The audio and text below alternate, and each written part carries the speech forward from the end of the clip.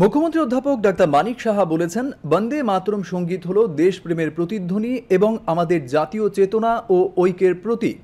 গতকাল বিজেপি দক্ষিণ জেলা কমিটির উদ্যোগে শচীন দেববর্মন অডিটোরিয়ামে আয়োজিত হয় বন্দে মাতরম সঙ্গীতের ১৫০তম বর্ষপূর্তি উপলক্ষে নান্দনিক অনুষ্ঠানে অন্যদের মধ্যে উপস্থিত ছিলেন জেলা সভাধিপতি দীপক দত্ত, দলের রাজ্য সহসভানেত্রী পাপিয়া দত্ত, দক্ষিণ জেলা সভাপতি দীপায়ন চৌধুরী সহ বিশিষ্টজনেরা।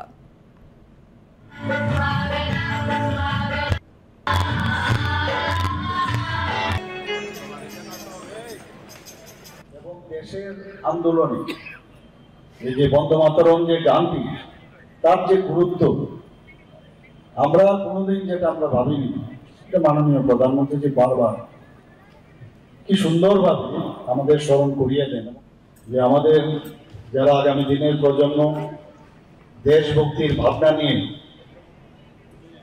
ওরা যেন সামনের দিকে এগিয়ে যায় এবং দেশকে জানার যেন ওরা চেষ্টা করে। আমাদের এই যে কৃষ্টি সংস্কৃতি পরম্পরা, সেগুলো আমাদের জন্য একটা অলংকার।